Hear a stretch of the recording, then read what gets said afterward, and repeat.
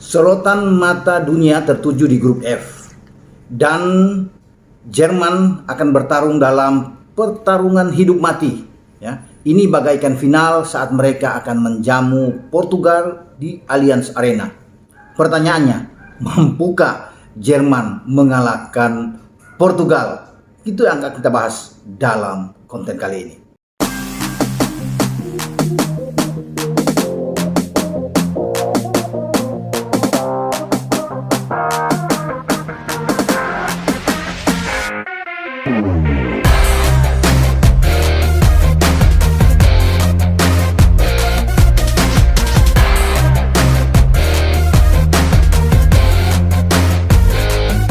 Hola, ketemu dengan saya Ropan. Kita akan berbicara kembali lagi tentang grup F. Grup yang banyak mendapat perhatian ya dari banyak pengamat. Dan pada hari Sabtu ini dua pertandingan akan berlangsung. Diawali dengan duel antara Hongaria menghadapi Prancis di Budapest di Puskás Arena, dan kemudian laga yang dinanti-nantikan, Jerman melawan Portugal di Allianz Arena di kota Munchen. Jerman ketika kalah melawan Prancis dalam laga pertama di Allianz lewat gol bunuh diri Mats Hummels, ini berada dalam tekanan yang sangat berat ya. Mereka dituntut harus menang melawan Portugal karena ini menjadi satu-satunya jalan buat Jerman ya, buat pasukan Joachim Löw jika masih ingin berbicara di Euro 2020-2021. Mereka harus mendapatkan 3 poin. Masalahnya, lawan yang mereka akan hadapi adalah lawan yang tidak mudah. Juara bertahan Portugal. Kedalaman Portugal secara keseluruhan saya melihat itu di atas Jerman ya. Untuk saat ini kalau melihat dari bagaimana di semua lini mereka bagus ya. Tetapi Jerman adalah tim spesialis turnamen. Itu yang tetap melekat bagi mereka. Ini yang mereka harus munculkan saat menghadapi meladeni Portugal. Karena Portugal bermain dengan 4-3-3 katakan di sini, itu sangat bagus dari back, tengah sampai ke depan ya. Kemudian Jerman, apakah Jerman akan bermain kembali dengan 3-4-3 seperti ketika mereka melawan Prancis? Semua ada di tangan Löw. Tapi jika Jerman bermain dengan gaya yang sama, saya tidak menjamin Jerman itu bisa mengalahkan Portugal ya.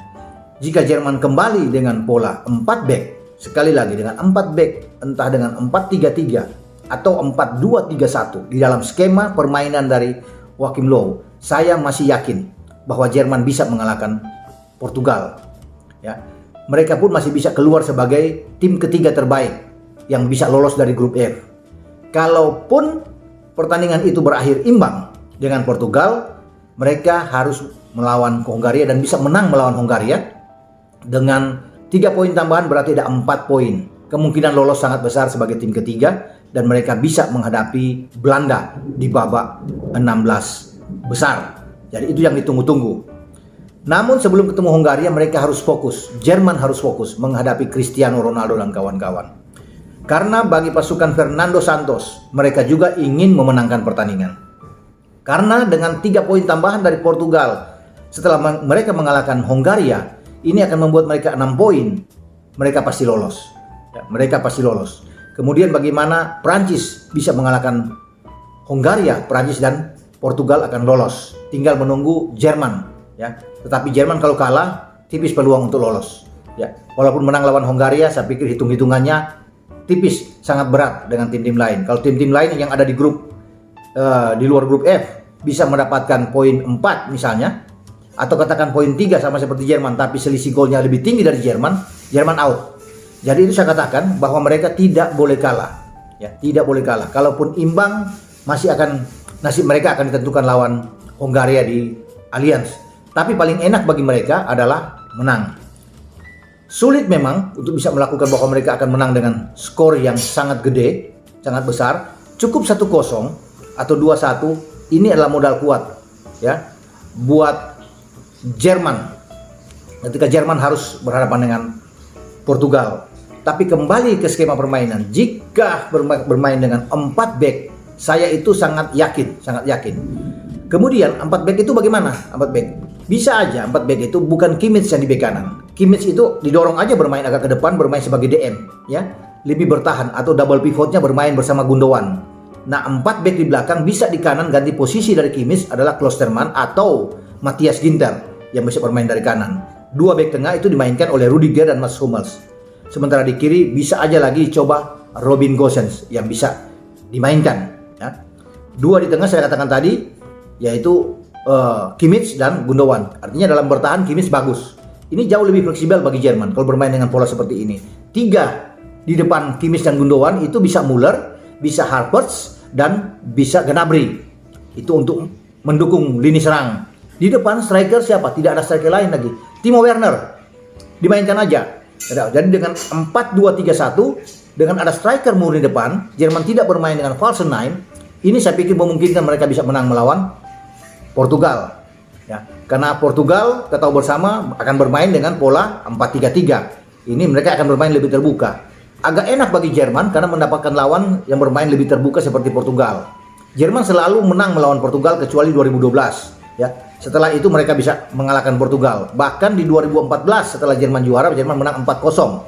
Ya, dengan 3 gol dibuat oleh Thomas Müller saat itu. Gol lainnya dibuat oleh Mats Hummels.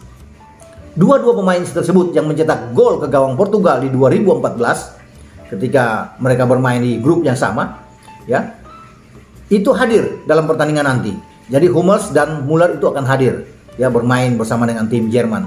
Jadi ini ada satu motivasi tinggi buat kedua pemain untuk bisa mengulangi lagi apa yang mereka lakukan pada 2014. Tapi Portugal tetaplah Portugal, tim yang sangat kuat dari kedalaman mereka. Pasti di belakang mereka dengan Ruben Dias, dengan Pepe, dengan Semedo di kanan, ya, dengan Guerrero di kiri, Rui Patricio di bawah Mister. Ini suatu komponen yang sangat kuat lini belakang mereka.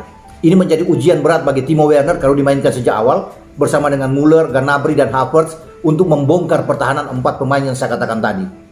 Di tengah tergantung bagaimana Santos bisa merespon. Apakah ada perubahan atau tetap dia bermain dengan 2 DM seperti awal, ya, saat mereka melawan Hongaria dengan William Carvalho dan kemudian ada Danilo Pereira. Itu kita tidak tahu. Tapi Renato Sanchez adalah opsi terbaik atau Moutinho adalah opsi terbaik untuk dimainkan di sini dan bersama dengan satu gelandang lainnya yaitu Bruno Fernandes yang mungkin bisa dimainkan di sini. Di depan Bernardo Silva saya pikir oke.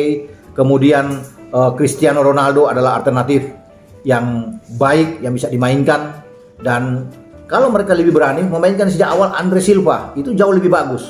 Dengan Andre Silva main, ini juga akan membuat lini belakang Jerman agak ketar-ketir juga karena mereka memasang dengan langsung Andre Silva atau Joao Felix.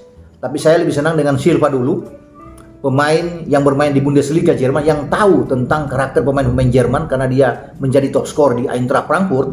Jadi saya memilih Andre Silva ini yang bisa bermain di depan. Kemudian bagaimana dengan Ronaldo agak bergeser ke kiri dan Bernardo Silva ada di kanan, itu jauh lebih bagus, ya. Dengan Bruno Fernandes berdiri di belakang Andre Silva, ini akan sangat baik. Kalaupun satu DM yang ditampilkan mungkin yaitu Danilo Pereira atau katakanlah William Carvalho.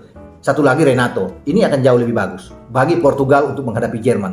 Dan kemungkinan Portugal menang juga masih terbuka, sangat terbuka karena kan mereka mengincar untuk langsung lolos. Kalau langsung lolos mereka akan harus memenangkan pertandingan. Tapi kalaupun imbang, saya pikir ini enak juga bagi Portugal karena Portugal pasti lolos sebagai tim ketiga. Tergantung nanti lawan Prancis terakhir, mereka cukup bermain imbang dengan Prancis. Walaupun Prancis menjadi juara grup, mereka runner up, tapi mereka akan lolos. Ya, Jerman tentunya akan habis-habisan melawan Hongaria kalau imbang melawan Portugal. Inilah pertandingan yang menarik. Bagi Jerman ini adalah sekali lagi hidup mati. Ini bagaikan final karena nasib mereka betul-betul ditentukan di sini. Jerman diuntungkan dengan bermain di kandang, kemudian statistik mereka di atas Portugal, tetapi ini semua bukan sebuah jaminan ya bahwa dengan keunggulan seperti ini mereka dengan mudah bisa mengalahkan Portugal. Portugal tetap tim yang sangat kuat ya, yang punya kedalaman skuad yang sangat baik ya, bahkan saya katakan di atas rata-rata pemain Jerman kalau yang ada saat ini.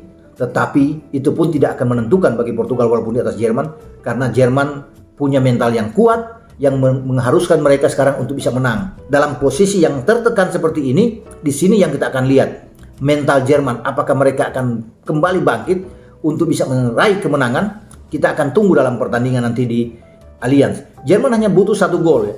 karena di depan mereka seperti lawan Prancis, penguasaan bola tinggi, menembak juga bagus lebih banyak, tapi mereka tidak mampu membuat gol. Ini masalah buat Jerman yang harus dipecahkan oleh Joachim Löw. Mudah-mudahan dengan ada Werner di depan, kemudian ada Gnabry, ada Havertz dan juga Müller, ini akan membantu Jerman bisa mengalahkan Portugal. Kita akan nantikan nanti dalam pertarungan hidup mati di Allianz Arena pada Sabtu jam 23.00 waktu Indonesia bagian barat. Sampai di sini pembicaraan kita dengan Jerman menghadapi Portugal. Anda jangan lupa untuk tetap like dan share channel YouTube Bung Ropan.